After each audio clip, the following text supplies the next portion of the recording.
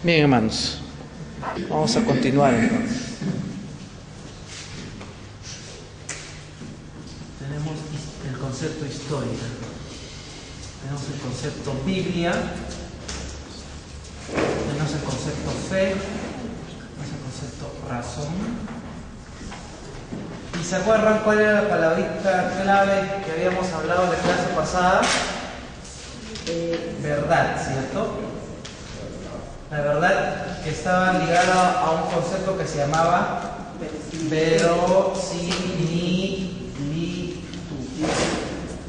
¿no?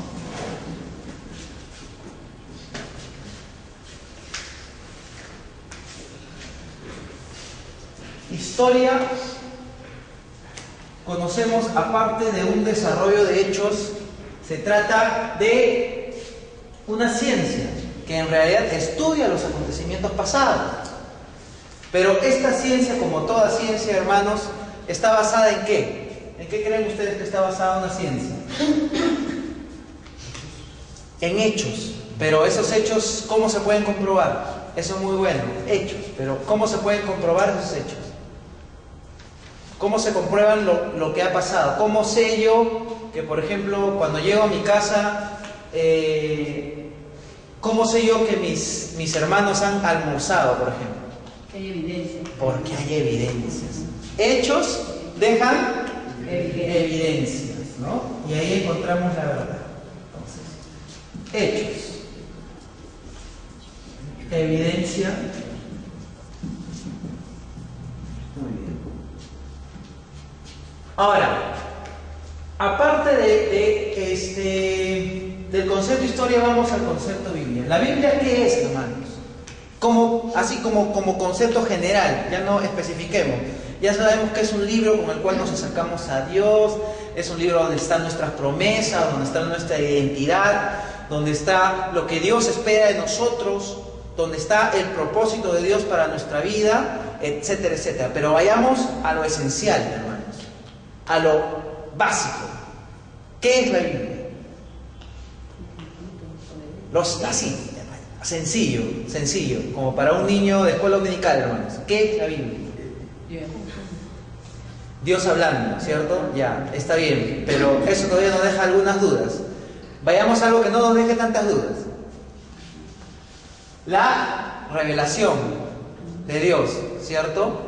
Porque Dios hablando es una cosa y la revelación de Dios es otra, ¿cierto?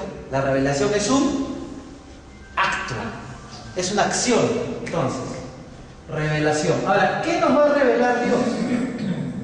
Nos va a revelar que Él es bueno, que Él es misericordioso, que Él nos ama. ¿Qué realmente nos quiere revelar Dios, hermanos?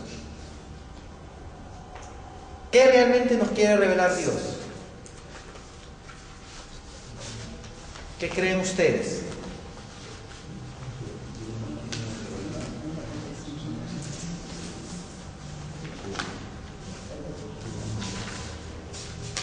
Ahora, ¿para qué Dios nos muestra su amor? ¿Para qué Dios nos muestra sus promesas? ¿Para qué Dios nos muestra sus bendiciones? ¿Qué nos quiere revelar Dios al mostrarnos su amor, al enviar a Jesucristo? ¿Qué nos quiso revelar? ¿Qué quería? Que nos ama, exacto, pero su amor tiene un propósito. Redención es una consecuencia del pecado, ¿cierto? Pero algo más. Para salvarnos también es una consecuencia del pecado. Así, si no hubiésemos pecado, ¿qué pasaría si, ahí lo ponemos más fácil, qué pasaría si no hubiera pecado? ¿Cuál sería la voluntad de Dios con nosotros? ¿Cuál sería la intención de Dios con nosotros al revelarse? Si no hubiera pecado, hubiese el pecado, ¿qué sería? ¿Qué quiere Dios de nosotros? Que seamos santos, pero eso equivale a que existe pecado. Olvidemos del pecado por un momento. ¿Qué quiere Dios de nosotros? Estar con nosotros, ¿cierto? Quiere comunión. Revelación, comunión. ¿Para qué Dios nos va a salvar? ¿Para qué nos quiere dar eternidad? Exacto. Para que estemos con Él. Amén. Entonces, qué importante es la comunión, ¿no? Que es el propósito general de todo lo que estamos haciendo. Amén. Incluso este estudio es para poder aprender más acerca de Dios y tener una mejor comunión con Él y poder conocerlo mejor. Amén, hermanos. Bien. Entonces, tenemos el concepto de fe. Ahora yo quiero hacer otra pregunta, así un poco de esas preguntas que me gustan hacer y que a ustedes seguro no les gusta que hagan. Pero, fe, ¿es de Dios la fe? Amén. ¿Dios tiene fe? ¿Dios tiene fe? Tiene propósitos. Dios tiene propósitos. ¿Quién tiene fe? Nosotros tenemos fe. Entonces, la fe es un medio de relación con Dios. Es un medio de entender a Dios, es un medio de conocer a Dios y es un medio de acercarnos a Dios. Porque dice la Biblia que a Dios no lo ha visto nadie. Dios es espíritu, ¿no? Y que con los ojos naturales no lo podemos ver. Entonces, la fe para nosotros es un medio para acercarnos a Dios, ¿no? ¿Para qué más nos servía la fe? Aparte de para acercarnos a Dios, para poder, ¿qué más? ¿Para qué más nos sirve la fe a nosotros? Aparte de para acercarnos a Dios. Al creer en Dios, por ejemplo, ¿qué queremos nosotros? Aparte de acercarnos a Dios, que eso ya es lo principal. Necesitamos una guía, ¿cierto? Algo que nos lleve, que nos guíe. Entonces necesitamos una guía. Nuestra guía, hermanos, como estamos hablando de un reino espiritual, ¿se acuerdan cuando hablábamos del reino de los cielos, ¿no? Que es un reino, por eso cuando Jesús enseñó a orar dijo, hágase tu voluntad en la tierra como en el cielo. ¿Incluyó a la tierra en los cielos? No. Dijo que sea como en los cielos, pero no incluyó a la tierra en los cielos. Eso hablamos la semana pasada, ¿no? De qué quería decir la Biblia con los niveles de cielo. Bien, entonces, como estamos hablando de asuntos espirituales, son asuntos totalmente ajenos. No los podemos ni racionalizar, ni tampoco podemos, ¿no?, entenderlos a ciencia y cierta, porque son asuntos espirituales, de fe. Necesitamos entonces una guía. Porque si la Biblia fuera suficiente, hermanos, el Señor Jesucristo no hubiese muerto. Porque para ese entonces existía la Escritura o no. ¿Existía la Escritura? ¿Existía la profecía, sí o no? Existía.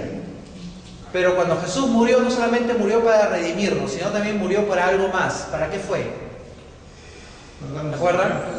¿Para qué más murió Jesucristo? Lo dijo antes de que fuera entregado. Él dijo, les conviene que me vaya. ¿Cierto? ¿Por qué? Para que venga la guía. ¿Y cómo funciona el Espíritu Santo? El Espíritu Santo nos jala de la oreja, hermanos, y nos lleva. ¿Nos arrastra, violenta nuestra voluntad? No. ¿Cómo trabaja el Espíritu Santo entonces? Por fe, por la guía de la fe. Si nosotros no creemos en la palabra de Dios, en las promesas de Dios, no creemos en la voz de Dios, no creemos que el Espíritu Santo habite en nosotros, no hay acciones de Dios, no hay fe. Si no hay fe en nosotros, por eso es que si tuviéramos solo un pequeño grano de mostaza, nuestro tamaño de fe, podemos mover montañas, porque a través de eso nos conectamos con Dios. ¿Amén? Bien. Razón.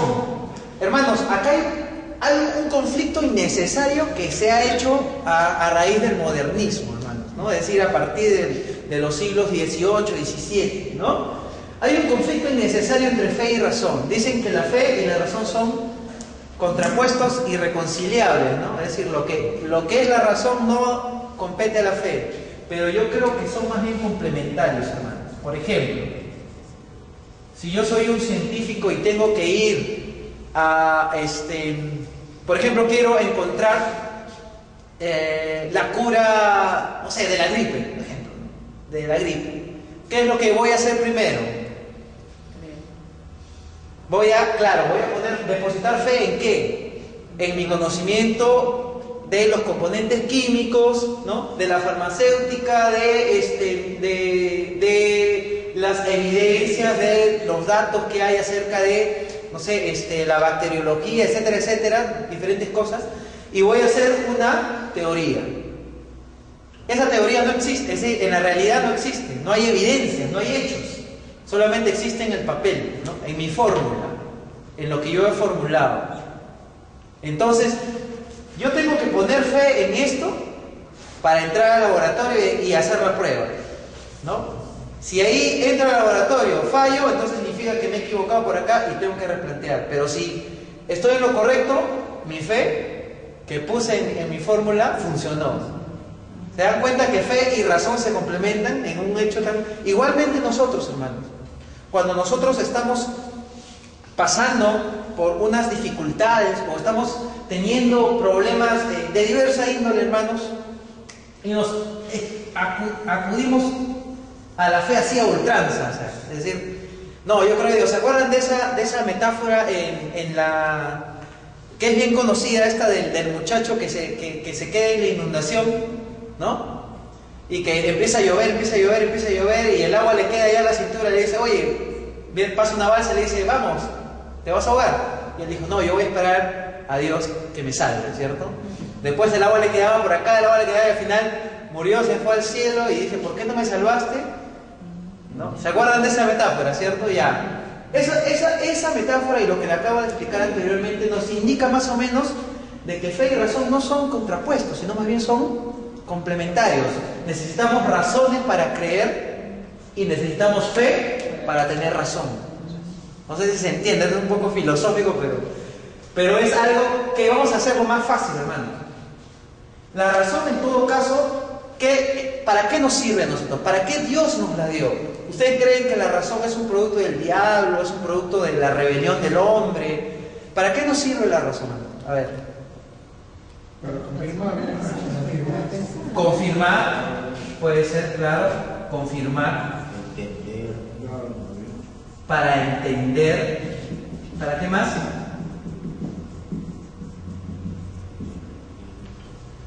¿Para qué más nos sirve la razón, hermano?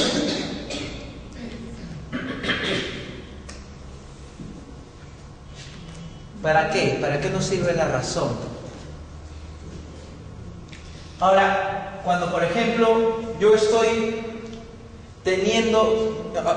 estoy poniendo fe en una casa, ¿no? Una casa. Y yo estoy pensando en una casa, pues, en las casuarinas, ¿no? Que tenga piscina, que tenga su cancha de frontón, ¿no? Que tenga su piscina climatizada, ¿no? Es decir, con diversas temperaturas de agua, ¿no? Que tenga una azotea ahí con un aeropuerto privado para mi helicóptero y para hacer mis viajes constantemente, pues, no sé, a París, a Abu Dhabi, donde sea que quiera ir, y tener pues mis 4 lanchas y tener ¿no? mi propio jet privado, mis 40 limusinas, etcétera, etcétera, ¿no? Yo pongo fe en eso. ¿Es una fe racional? ¿Es una fe lógica? ¿Es una fe bíblica esa? ¿Por qué? ¿Por qué no es una fe? ¿Por qué si yo tengo un Dios de grandeza, tengo que soñar y tener fe en grandeza? ¿Pero eso será una fe que agrada a Dios? ¿Por qué no? ¿Por qué? Aparte de eso, ¿por qué? ¿Por qué creen ustedes que esa petición, por ejemplo, no sería ni contestada ni tampoco tendría ningún tipo de efecto? ¿Por qué creen ustedes? Porque en primer lugar, si la fe es un medio, ¿no? para encontrar a Dios, para conocernos a Dios, significa que estoy aceptando el señorío de Dios en mi vida. Y aparte de aceptar el señorío de Dios en mi vida, estoy aceptando que la voluntad de Dios se tiene que cumplir en todo lo que existe, ¿cierto? Dice la Biblia que ni un cabello nuestro está sin contar, ¿no? Que Dios tiene, hasta por el viento, hasta por el polvo de la arena, todo lo tiene bajo su control, ¿cierto? Entonces, al tener fe, yo estoy aceptando el propósito de Dios, primero que nada, ¿no? Es decir, reconociendo a Dios como Señor, como el que controla todo. Es decir, si yo quiero que salga un higo de una higuera seca, va a salir porque yo sé que Dios lo controla. Entonces, se está entendiendo hasta ahí, ¿no? Ya. Lo segundo es si yo acepto un propósito de Dios en mi vida, acepto que hay una voluntad de Dios para mi vida. Entonces, si yo voy a tener fe, la voy a tener en algo que es para mi propia satisfacción y mi voluntad, o para hacer la voluntad de Dios. ¿Para qué creen que es la fe? Para hacer la voluntad de Dios. Por eso es un error siempre esta nueva teología de la prosperidad que todo el mundo la trata de seguir, cuando en realidad lo que Dios quiere al prosperarnos es que nosotros prosperemos a los demás, ser bendecidos para hacer bendición, ¿no? Entonces, en eso mi fe ha entrado en un razonamiento. Sí, claro. Ahorita, ¿qué acabamos de hacer ahorita? Hemos entrado en un razonamiento de fe. Entonces, si yo conozco la revelación, yo tengo fe para acercarme a Dios y para tener el propósito de Dios en mi vida, entonces tengo que entender. Porque una cosa, hermanos, es conocer y otra entender. Usted puede estar aquí sentado para conocer, cuando en realidad la voluntad de Dios es que usted entienda.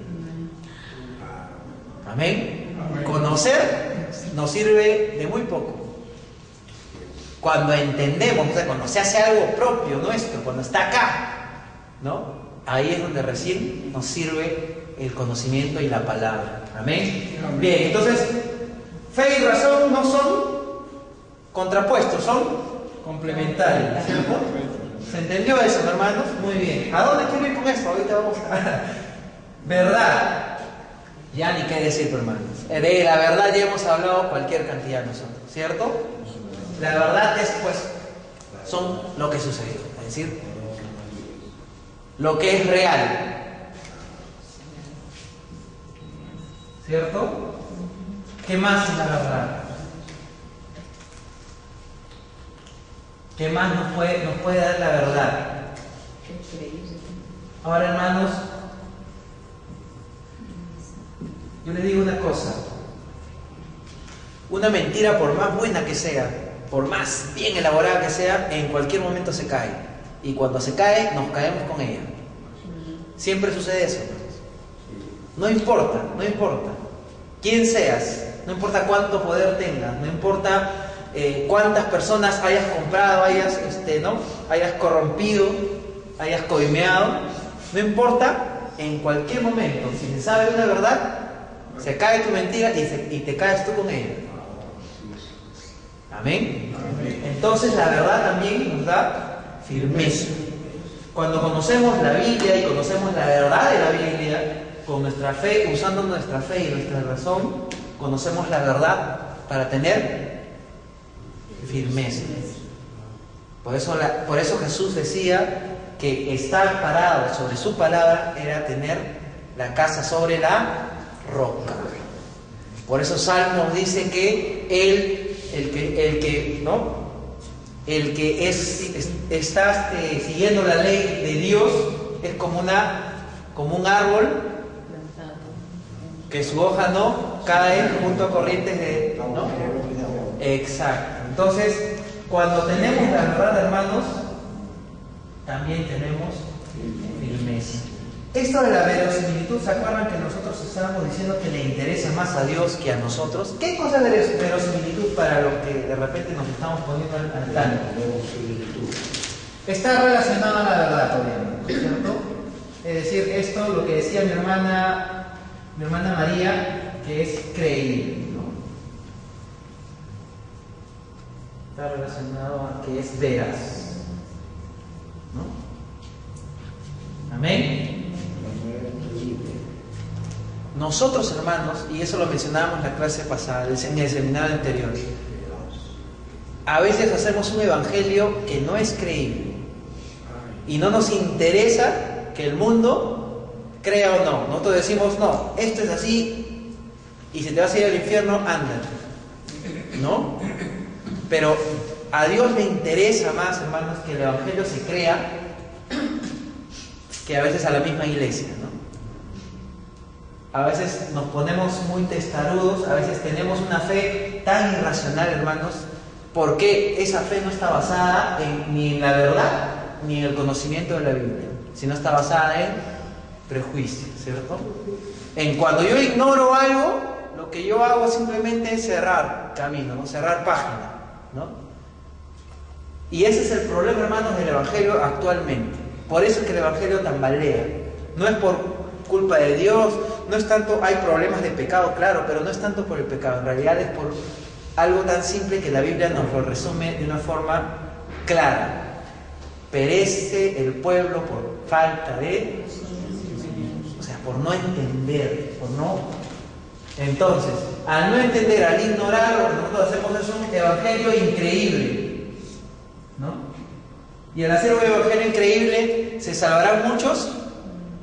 Se salvan pocos. Ahora, cuando yo digo hacer un evangelio o predicar un evangelio creíble, no estoy diciendo que vamos a predicar un evangelio en el cual le vamos a quitar toda la parte espiritual, todos los milagros y todo lo sobrenatural. No, porque las cosas sobrenaturales, hermanos, suceden todos los días. Día a día sucede algo que la gente se sorprende, ¿no? El mundo constantemente se sorprende por un montón de cosas que les parecen increíbles, pero sin embargo el Evangelio es verdad absoluta, es credibilidad total. Y como iglesia nosotros tenemos esa responsabilidad de asumir el Evangelio de esa forma. ¿Amén, hermanos? Bien, ¿cuál es la relación entonces de todos estos conceptos?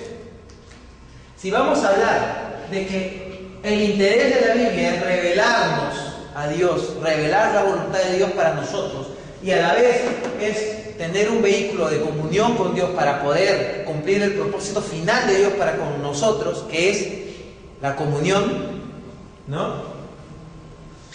Al estudiar la historia, hermanos, como hechos y evidencias, vamos a ver que hay muchas evidencias en contra de lo que dice la Biblia.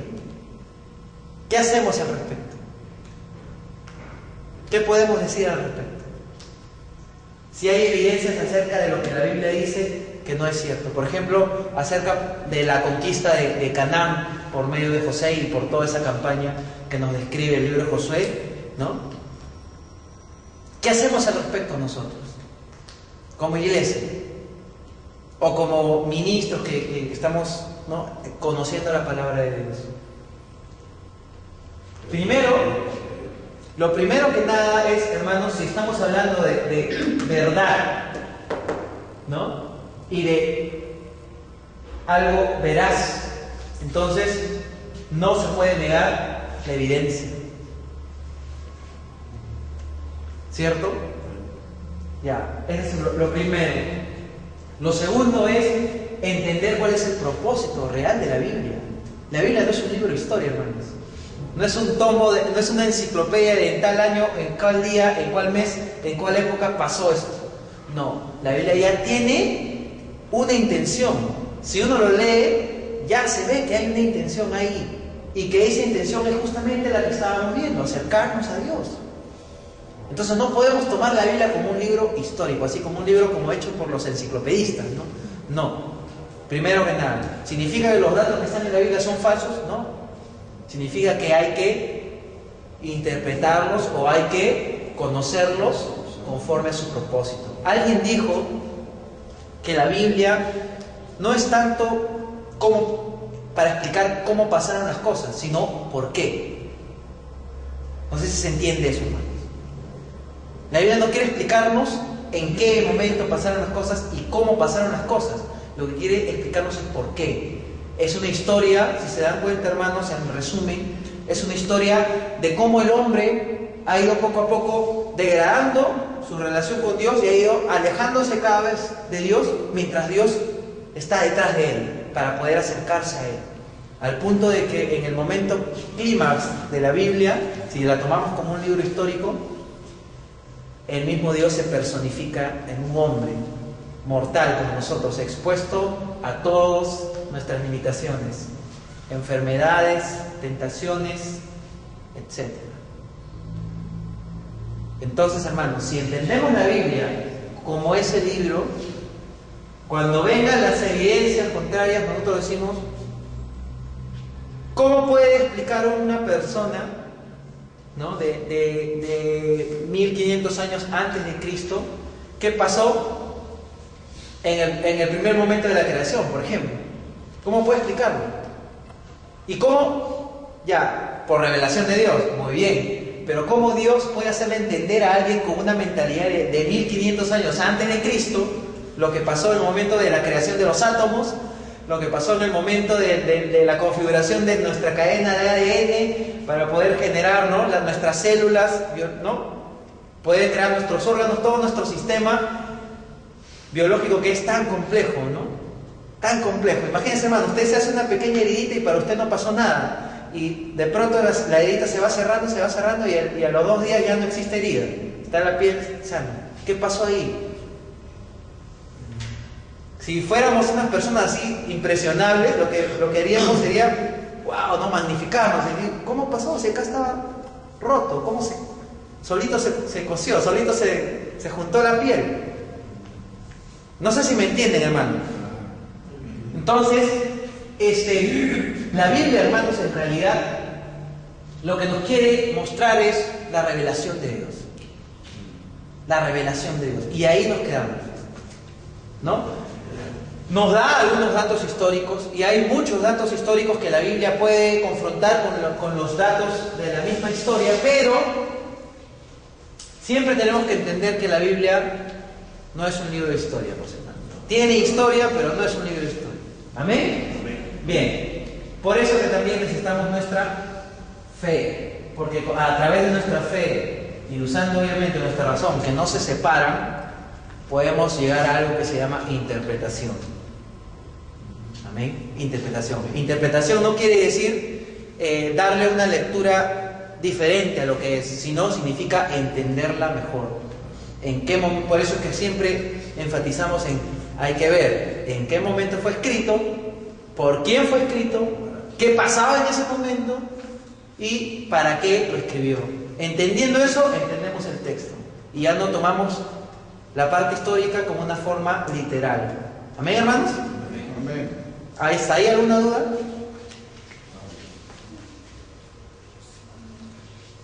¿Hasta ahí alguna duda, hermanos, para borrar esta parte? ¿Ninguna? ¿Todo claro?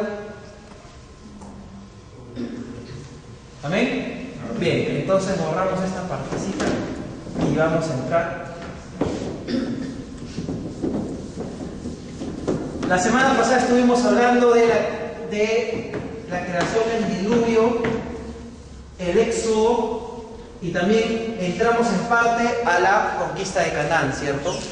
Mencionamos por qué Dios, un Dios de amor, de misericordia y un Dios de justicia, permitía esas masacres del Antiguo Testamento, ¿no? Cómo Dios, revelándose a sí mismo como alguien, ¿no?, como un ser tan tierno, tan abrazable, como el papito lindo que dice que el apóstol Pablo, pudo haber hecho que se matara y se degollara, se descuartizara a niños, mujeres y hombres, ¿no? ¿Por qué? ¿Se acuerdan? Exacto. Y quemar todo, ¿no? Qué crueldad, ¿no? Qué Dios tenemos, ¿no? Pero ¿por qué sucedía eso? Porque la maldad había sobrepasado a los niños y hasta unos niños ya habían nacido. Exacto, habíamos visto así, ¿no? Primero un contexto de crueldad, ¿no? Porque la crueldad que vemos en la Biblia, hermanos, es un chancay de a 10, un chancay de a 20 frente a la crueldad que existía en los demás pueblos, hermano. Mientras que en los demás pueblos, en las demás religiones, habían sacrificios humanos, se sacrificaban niños primogénitos para sus dioses, la Biblia dice que no, ¿no? ¿Qué sacrificaban? Animales, ¿no? Y sacrificaban animales por el simple gusto de la sangre y por el morbo de ver un animal muerto, no. ¿Por qué? Porque ya habíamos visto para qué servían los sacrificios. Aparte de ser un recordatorio y una simbología de que el pecado tenía un precio, también servía para qué. ¿Se acuerdan, hermanos? ¿Se acuerdan para qué más servía el sacrificio? Para que el sacerdote Porque mientras que los sacrificios a las religiones paganas se consumía todo digamos, en el culto a Dios, a Jehová Dios de los ejércitos, lo bueno era para el sacerdote. Y solo se quemaba la grasa, la pezuña, lo que no se comía, ¿no? Amén. Pero aparte de eso, ¿qué más habíamos visto? Y para esto vamos a ver esta parte, la vamos a llamar el asentamiento de Israel.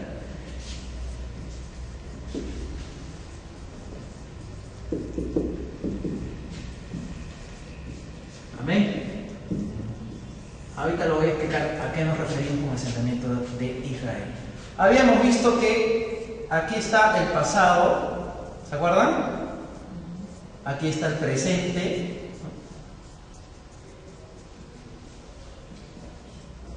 Y aquí está el futuro, ¿cierto? Y aquí está Dios. Nosotros, ¿dónde estamos? Acá, ¿cierto? En el presente, ¿no? El pasado lo conocemos por medio de la historia, ¿cierto? ¿El futuro se puede conocer? No, ¿cierto? Ni siquiera por revelación divina. Cuando Dios nos revela algo, no nos revela tanto el futuro. No es un Dios agoguero, un Dios adivino, no. Dios nos revela propósitos, no nos revela futuro, nos revela propósitos. No es que Dios dime cuáles son los números de la tinca, no, así no funciona. Dios nos revela el futuro no tanto por ser futuro, nos revela por un propósito. ¿Amén? Bien. Entonces Dios, dice la Biblia, es el alfa y el omega, el principio y el fin. El omnipresente, omnipotente, omnisciente. ¿Cierto? Es decir, Dios se conoce el pasado, sabe lo que está pasando en el presente y sabe el futuro, pero todo esto en una sola mirada. Es decir, Dios en su mirada ve pasado, presente y futuro a la vez. ¿Cómo se entiende eso, hermano? ¿Cómo se entiende a Dios en todo caso, ¿no? Es omnisciente. Claro, ¿no? Entonces Dios es absoluto. Entonces Dios tiene una mirada absolutista, ¿no? Una mirada absoluta, mejor dicho, no absolutista, no absoluta. Mientras que nosotros solamente podemos ver nuestro presente. Imaginémonos ahorita que estamos pues entonces en esta época, ¿no? En la época en la que están pues los cananeos, están los heteos, están los jebuseos, etcétera, etcétera, ¿no? Imaginémonos, ¿no? Estamos en ese contexto. Mientras que nosotros estamos en una tierra, hermanos, que ahorita vamos a verlo cuando veamos esta parte, una tierra deseable donde fluye leche y miel. ¿Ustedes creen que ahí, en ese contexto, si hay un propósito de Dios, nos puede, digamos, obstaculizar que haya pueblos más poderosos que nosotros ahí? ¿Sí o no? En otras palabras, al pueblo de Israel le obstaculizaban que existieran pueblos más poderosos que ellos, más numerosos, más desarrollados culturalmente, más fuertes económicamente, con ciudades mejores desarrolladas. ¿Le obstaculizaba cumplir un propósito de Dios? Claro. Entonces, hermanos, Dios y un hecho para nosotros, que es un hecho presente o es un hecho pasado, para Dios es un hecho absoluto. Algo sucede por algo. Hay una guerra, hay una matanza, pero ¿por qué? Amén. ¿Con qué propósito? ¿Con qué finalidad? ¿Y en qué contexto? Amén. Eso es lo que veíamos la semana pasada. Y bueno, como vemos, por ejemplo, para Pedro, la muerte de Jesús era algo malo. Y le dijo, Señor, no permitas que eso te pase. ¿Y qué dijo Jesús? ¿Por qué? ¿Por qué? Porque un hecho malo a veces, que nos parece malo en el presente, a nosotros que solamente vemos así como el caballo, ¿no? Con el caballo de la carrera, Dios ve en conjunto. Hay algo que tiene que pasar para que pase el otro. ¿Por qué Dios juzgó a la tierra en un momento para poner el diluvio y mató a todo el mundo? ¿Por qué? Porque si esa maldad que ya se había incrementado y que, como decía bien nuestra hermana Consuelo, que estaba la maldad tan fuerte, ¿Hubiese podido haber desarrollado el pueblo de Israel? Si hubiese podido crear la alianza con el pueblo de Israel a través de Abraham. Entonces, si no hay pacto de Dios con Abraham, no hay línea del Mesías, entonces no hay Mesías. Entonces todos morimos y todos nos vamos al infierno. ¿Se entiende? Entonces, todos esos hechos que aparentemente son cruentos y son tan escabrosos, tienen un propósito. Tienen un propósito final que es de gloria. Igual, con nosotros tenemos muchos problemas, muchas dificultades, y en el momento en que tú lo estás pasando, en el presente tú dices, ¿por qué me está pasando esto?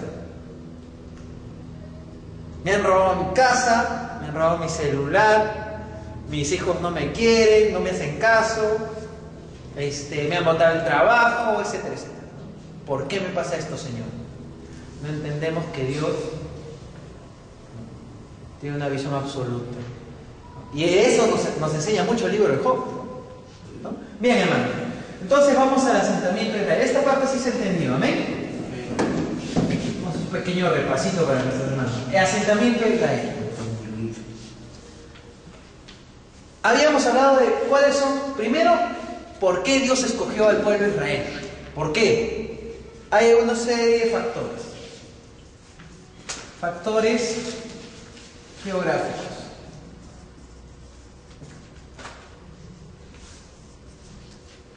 Factores antropológicos.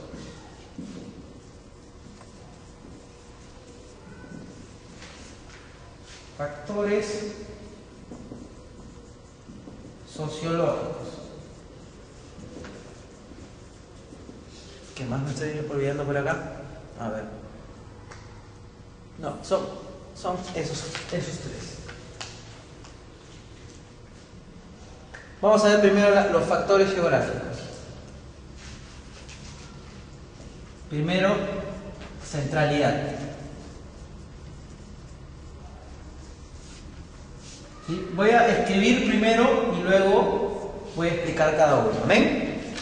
Centralidad, luego está el agua, luego está la luz, el teléfono, no me sé ahorita, ¿no? Luego está la escritura.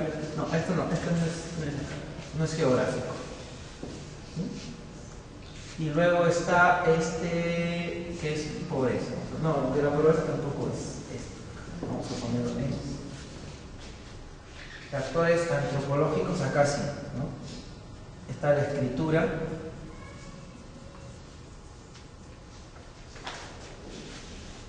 La fortaleza cultural, está el monoteísmo, aunque pero me estoy confundiendo. Está fortaleza legal,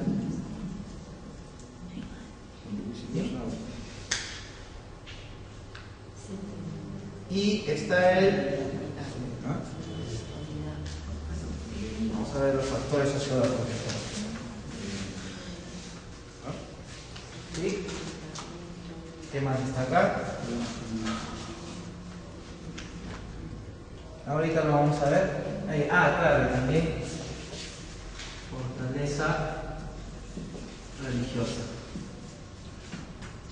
Está muy relacionada a su cultura, ¿no? Bueno, vamos a ver los factores sociológicos. Acá sí ponemos pobreza.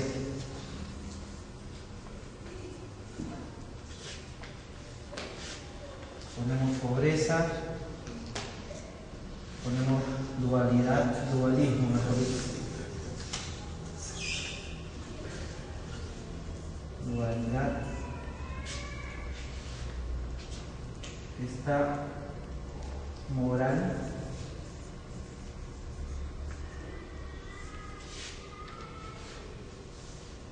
Está el ingenio. Muy bien. Ya. Vamos a desarrollar cada uno de estos temas, ¿ven? Estas partes. ¿Terminan de copiar, hermanos? O si no, dejen de copiar, explico y luego copian. ¿Amén, hermanos?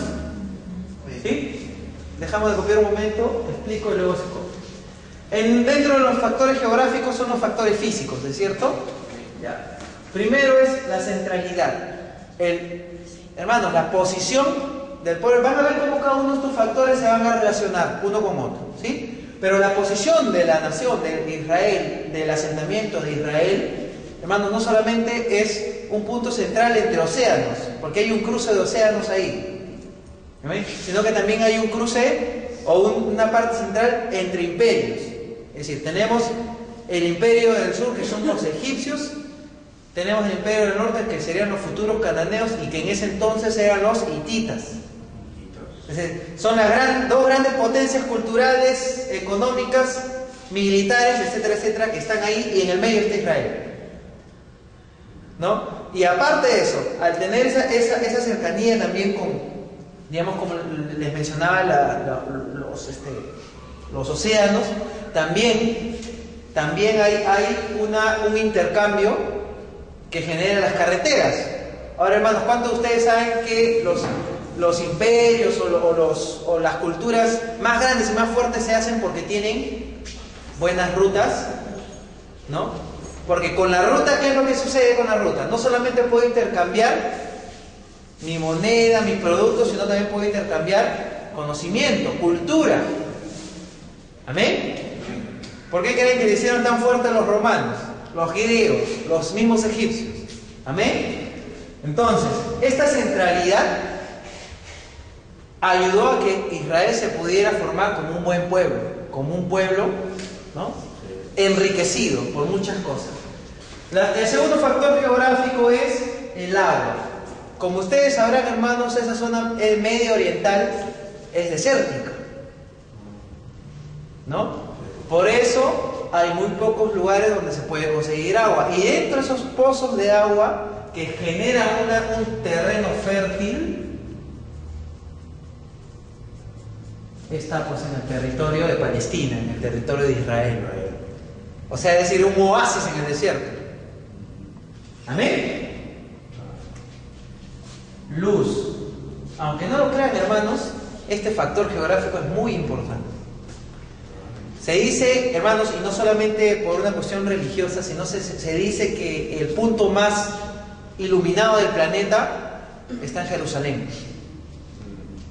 Se ha comprobado científicamente a través de medir los Lumber, de la cantidad de luz que recibe. Y ahora imagínense cuando el rey David manda a construir, pues no la ciudad, los muros y el templo de Jerusalén así con piedra blanca, limpia. Imagínense que si es el punto más lumínico, imagínense que ahí le ponen todavía un templo inmenso y blanco, enceguecedor, ¿no? ¿Significa algo eso? ¿Puede significar algo eso? Para poder entender mejor, ¿no?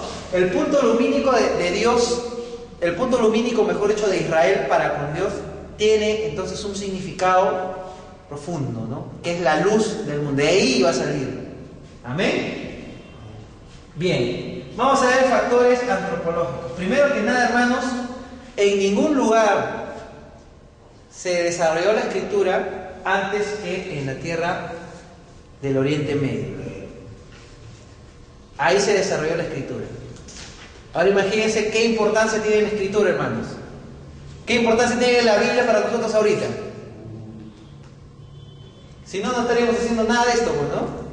Entonces, no es casualidad que justo en ese terreno donde se asentó Israel naciera la escritura.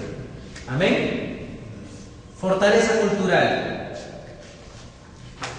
¿Cuántos creen, hermanos, que todavía existen egipcios como los existían en los tiempos de los faraones? ¿Existen o no existen así, egipcios de esa así que mantienen su misma tradición, su costumbre? ¿Existen? Ya no. ¿Qué pasó con el imperio egipcio? Se derrumbó, fue conquistado y desapareció. Quedaron solamente ruinas, ¿no? ¿Qué pasó con el imperio griego? Igual. ¿Qué pasó con el imperio, hasta con el imperio romano? ¿No? ¿Qué pasó? ¿Cayó y quedó algo? Algunas cositas, pero ¿quedó la cultura? No. Quedó como referencia, ¿no? Como historia, pero no quedó. Pero quedaron judíos quedó la cultura judía, como la que había hace 3000 años. Sí quedó. La única cultura que ha traspasado siglos, generaciones, épocas, guerras, exterminios, exilios, o sea, de todo. Es la única cultura que ha sobrevivido milenios, una cultura milenaria, y se ha mantenido igual. Claro, no estamos hablando igual de vestimenta, ¿no? Pero sus tradiciones. Por ejemplo, ¿hace cuántos años se celebra el Sabbat? Es decir, el día de reposo de los sábados. ¿Hace cuántos años se celebra? ¿Ah? Desde que se instauró en el Éxodo, ¿se acuerdan? ¿Hace cuánto fue eso? Hace 3500 años aproximadamente. Desde ahí una tradición de 3500 años, ¿quién la puede mantener, hermanos? Hasta la fecha, hermanos, todas las tradiciones de Israel. Es decir, eso es una fortaleza cultural, hermano.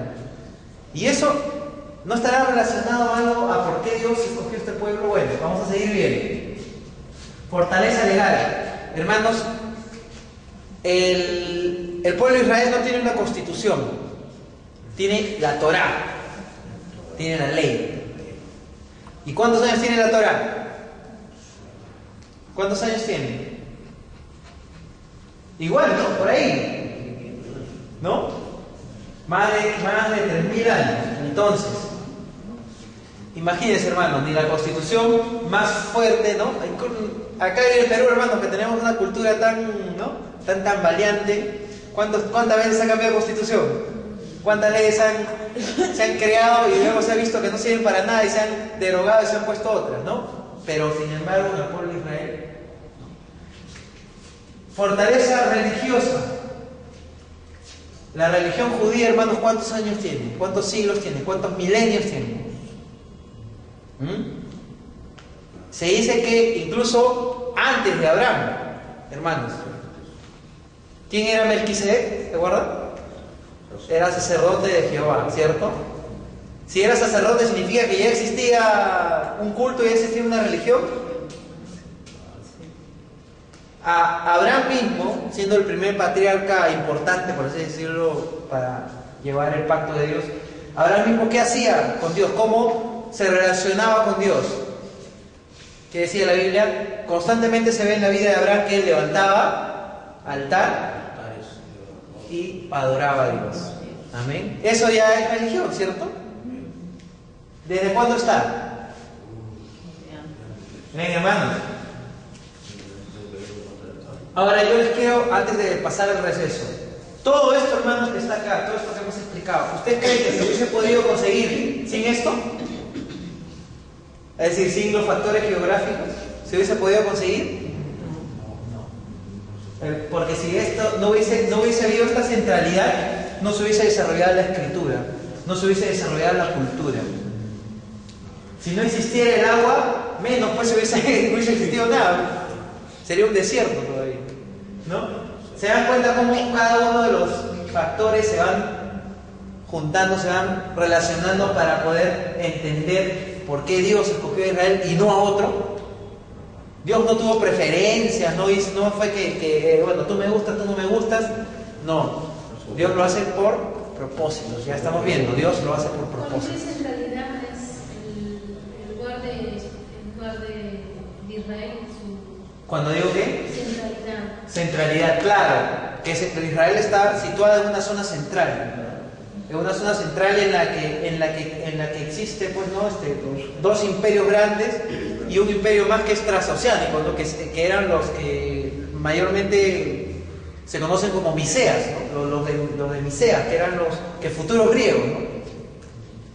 Bien, hermanos, entonces hasta ahí nos quedamos por el momento y pueden pasar a su receso. A tomar café, ¿no?